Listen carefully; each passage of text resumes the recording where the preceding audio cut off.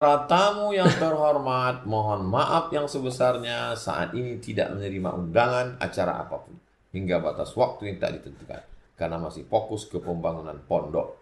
Jazakumullah khairan. Undangan Habib Muhammad bin Anis Sahab. Lah itu nggak mohon doanya agar itu pilihan yang nggak salah Ustadz ya. Karena eh, ini ada ceritanya Ustadz, ada story, ada latar belakang dan latar depannya. Karena awalnya itu sampai Anan menulis seperti itu di rumah Ana dan foto profil di HP saya tulis bahwa saya nggak terima undangan lagi itu bukan karena saya sok mau jadi orang suci atau ada yang mengatakan begini, jangan-jangan kamu ini nulis begitu supaya orang tambah tertarik karena kan Iya, teori konflik orang ke iklan. sana Saya akan tidak berada di medsos lagi. itu malah tambah orang. Iya, Nah, iklan. jangan nengok kiri. Nah, berarti kan akan nengok kiri orang. Iya. Nah, ini ada Marketing. marketing. Ada yang bilang itu. Jangan-jangan kamu ini marketing. Ana bilang bahwa ini ada kisahnya dari seorang waliullah Ah, yang kita tahu Mbah Maimun Zubair. iya. Rahimahullah rahmatal abro. Jadi awalnya itu sekitar tahun 2019 ya. Ada satu kiai dari Bululawang, beliau satu pimpinan NU di Bululawang yang sangat masya Allah, beliau Ustaz Samsul Ma'arif datang ke rumah saya, kemudian beliau lebih alim dari saya, lebih tua dari saya, dan beliau juga pimpinan Nahdlatul Ulama yang masya Allah di Bululawang. Beliau mampir kemari untuk mengabarkan bahwa Habib saya mau ke Mbah Maimun sekitar 2019. Mbah Maimun wafat sekitar akhir 2019. Kemudian beliau mengatakan, Habib ada pesan buat Mbah Maimun. Saya bilang minta doakan saya karena saya pernah bertemu Mbah Maimun ini di tahun 2014 di Rusaifah di tempat Said Ahmad, tapi hanya salaman saja karena saya waktu itu rombongan banyak orang dan nggak mungkin saya ngobrol berdua dengan beliau. Karena saya juga pengagum Mbah Maimun Zubair. Beliau kan seorang alim, seorang wali juga ya. Sudah orang insya Allah tahu keistimewaan beliau. Saya bilang ke Yai Ustaz Samsul, Ustaz Samsul kalau ke Mbah Maimun tolong sampaikan salam saya dan minta doa untuk saya bilang begitu. Maka beliau mengatakan ya khair, dia berangkat dan nggak ada kabar setelah itu ya 2019 sampai wafatlah beliau. 2020 awal itu lahir alhamdulillah anak saya yang keempat Ahmad Ja'far di awal bulan Januari. COVID sudah mulai tergaung, tapi di Kota Malang COVID waktu itu nggak kelihatan. Di kota-kota besar kita lihat orang-orang pakai masker. Nah akhirnya saya sudah mulai merasa capek untuk keluar. Makanya itu saya kagum dari antum, ya.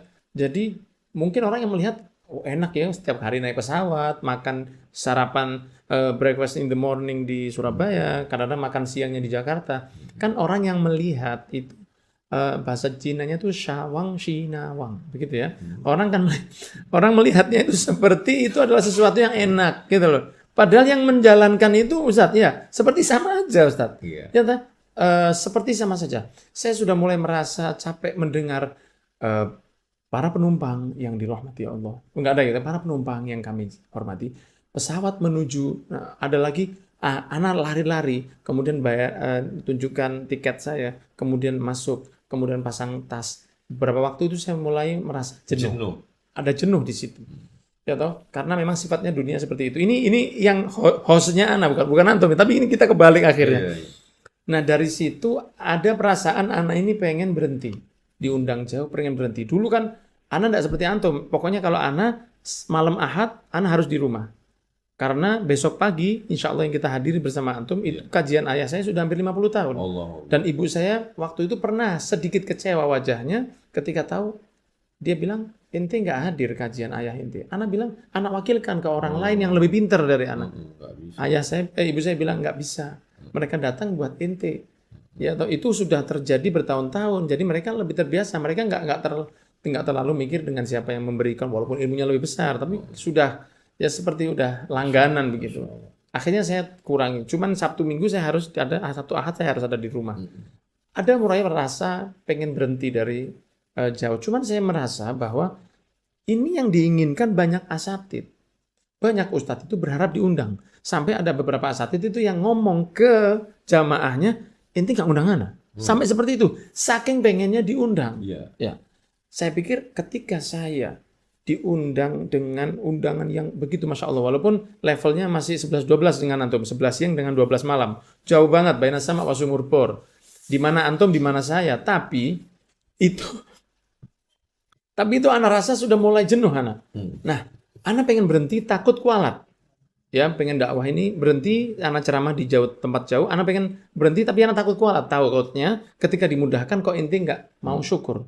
Nah, ada jawaban dari Mbah Maimun itu ketika tahun 2020 anak sudah pengen berhenti, tahu-tahu datanglah COVID. Terakhir waktu itu saya ke Medan, ke salah satu teman saya yaitu Habib Haikal Al-Idrus.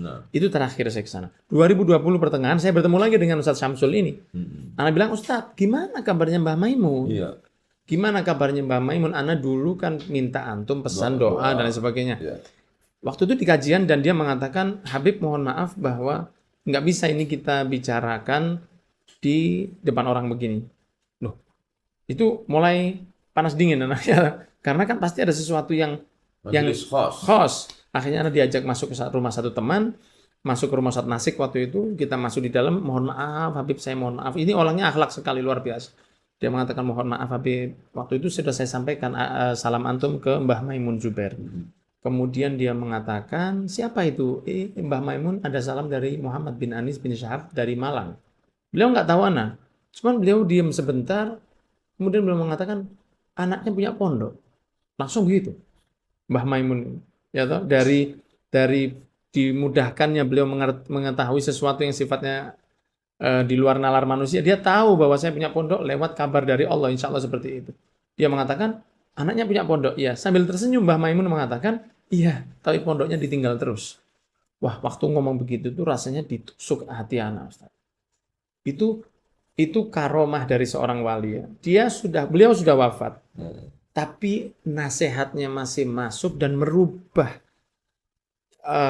pola pemikiran seseorang. Dari saat itu saya mengatakan, oh kalau gitu memang saya sudah waktunya untuk mengeram atau mengeram telur yang ada di kandang saya atau anak-anak santri. Dari situlah saya semakin mantap untuk sementara saya tidak menerima undangan seperti itu. Itulah curhatan anak Ustaz. Antum jadi host barusan ini. Sekarang kembali ke anak lagi.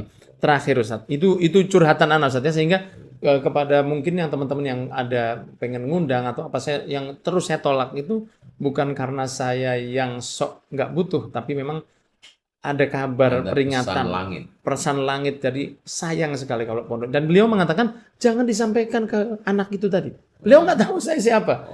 Cuma Mbah Maimun ini mengatakan jangan disampaikan ke Muhammad bin Anis itu.